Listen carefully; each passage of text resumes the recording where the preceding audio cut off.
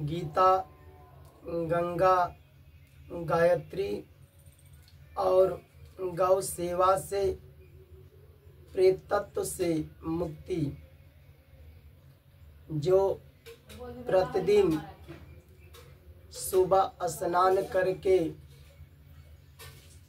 गीता का पाठ करते हैं, चाहे 10 मिनट, 20 मिनट, आधा घंटा गीता का पाठ करते हैं या संत महात्माओं के द्वारा गीता का कथा ज्ञान सुनते हैं,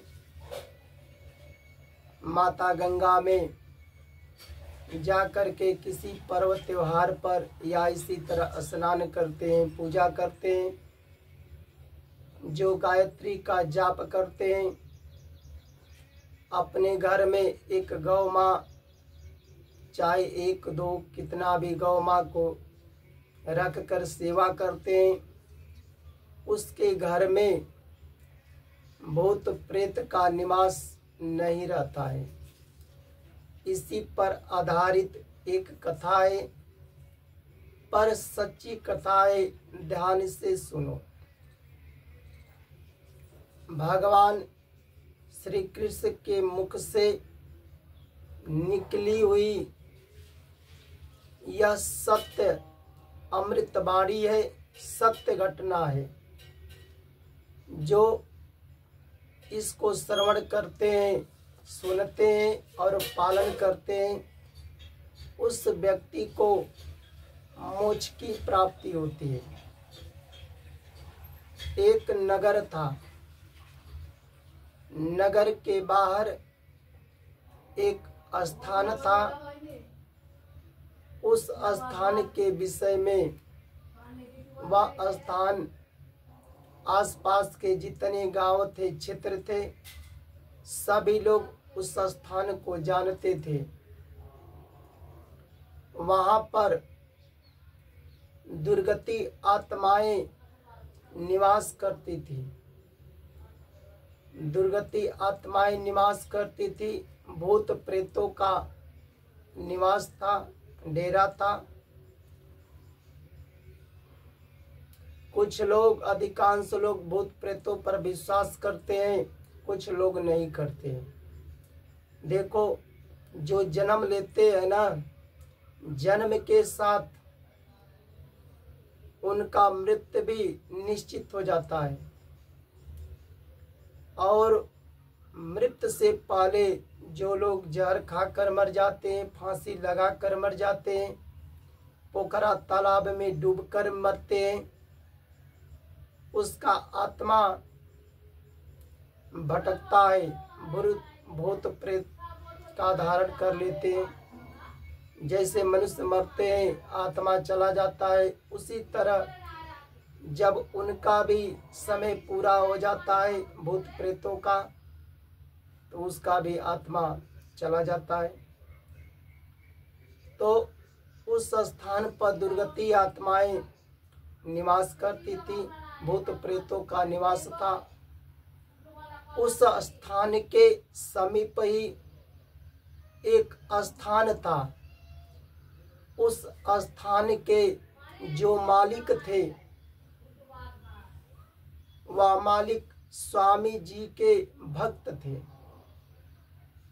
स्वामी जो सिद्ध महात्मा होते हैं, उन स्वामी जी के भक्त थे। और वही भक्त इस घटना के बारे में बता रहे हैं।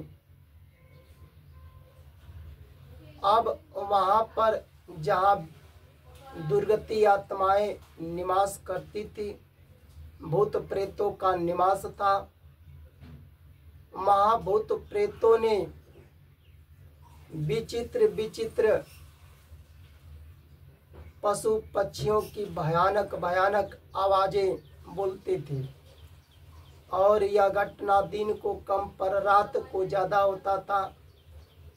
और उस स्थान पर पत्थर भी गिरते थे। आसपास के जितने घर थे वहाँ पर, और उस स्थान पर ही नहीं गिरते थे, आसपास के घर तक, बहुत दूर तक भूतों का विचित्र विचित्र आवाजें जाता था, पत्थरे गिरते थे। रात के समय जितने घर थे सब लोग भयभीत से डर करके अपना रात को काटते थे। उस स्थान से रात के समय जो जानते थे कि यहाँ भूत प्रेतों ने अत्याचार करते हैं, उस स्थान से जाना भी छोड़ दिए। उस स्थान से जाना भी छोड़ दिए। जो स्वामी जी के भक्त थे एक दिन आकर के वहाँ पर निवास किए। कहाँ पर? जहाँ पर भूत प्रेतों ने विचित्र विचित्र पशु पक्षियों की भयानक आवाजें बोलते थे, पत्थर गिरते थे, वहीं पर निवास किए। और जैसे ही आधी रात बीता, आधी रात के बाद देखे कि यहाँ पर भूतों ने पशु पक्षियों की भयानक आवाजें कर रहे थे, पत्थर गिरते थे, और यह सत्य घटना अपने आंख से देखे। परंतु उस भक्त को थोड़ा भी नुकसान नहीं हुआ। देखो, जैसे भूत प्रेत भगवान से प्रार्थना करते हैं, हे भगवान हम कौन सा कर्म किए, हमें मुक्त करो। उसी तरह जैसे सत्य महात्मा होते हैं, भक्त होते हैं, उस भक्त के सामने भी भूत प्रेत प्रार्थना करते हैं कि तुम भगवान के ही स्वरूप हो, हमें मुक्त करो। पर उस भक्त को थोड़ा भी नुकसान नहीं हुआ और यह घटना अपने आंख से देखे। जैसे ही रात बीता, दूसरे दिन वह भक्त ने ब्राह्मणों को, संत महात्माओं को बुलाए। जो संत महात्मा वेद शास्त्रों के, गीता के ज्ञान था, उन ब्राह्मणों को बुलाकर, संत महात्माओं को बुलाकर श्रीमद् भगवत गीता का पाठ का आयोजन किए और 18 दिन तक लगातार पाठ हुआ। 4 घंटा दिन का और 4 घंटा रात का गीता का कथा हुआ, ज्ञान हुआ। होने के बाद विधि के अनुसार हवन हुआ। और हवन कैसे हुआ? श्रीमद् भगवत गीता का अध्याय 11वां में श्लोक 35 से लेकर 46 तक पढ़ कर के हवन हुआ। हवन पूर्ण होने के बाद ब्राह्मणों को, संत महात्माओं को भोजन कराए। उसके बाद अन्य किसी को भी भोजन प्रेम से करा सकते हैं। कराने के बाद 11 पत्थरों पर श्लोक लिखे। और कौन सा श्लोक? श्रीमद् भगवत गीता का अध्याय 11वां में श्लोक 36वां लिखे। इस श्लोक का नाम क्या है? स्थाने ऋषिकेश तव प्रकृत्या जगत प्रहस्यति अनुरज्यते च रक्षांसि गीतानि दिशा द्रवंती सर्वे नमस्यन्ति च सिद्ध संगा। लिख करके 11 पत्थरों पर लिख करके जहाँ जहाँ तक भूत प्रेत का निवास था वहाँ पर चिपका दिए। चिपकाने के बाद अब जो पशु पक्षियों की भयानक आवाजें भूत प्रेत करते थे वह बंद हो गया। उस स्थान पर जो पत्थर गिरते थे वह बंद हो गया। आसपास के जितने घर थे, गांव थे, जो डरते थे, अब डर समाप्त हो गया। रात्रि को जो पत्थर गिरते थे, विचित्र आवाजें बोलते थे, जो हो रहा था अब बंद हो गया और उस स्थान से लोग आना जाना भी चालू कर दिए। जिसके घर में भूत प्रेतों का डर है वह मानते हैं कि हमारे घर में स्थान पर भूत प्रेत हैं। उस घर के लोग सुबह स्नान करके गीता का 10 मिनट 20 मिनट आधे घंटे पाठ करो, या पढ़ना नहीं जानते हो तो कोई बात नहीं है, 10 मिनट 20 मिनट भगवान का उस स्थान पर पूजा करो। जो संत महात्मा कथा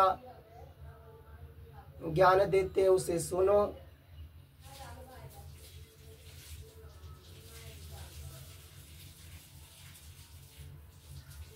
एक घर में जैसे बकरी बकरा मुर्गी का पालन करते हो, उसके जगह पर या नहीं भी करते हो तो उसके जगह पर कम से कम एक गौ माँ रख लो।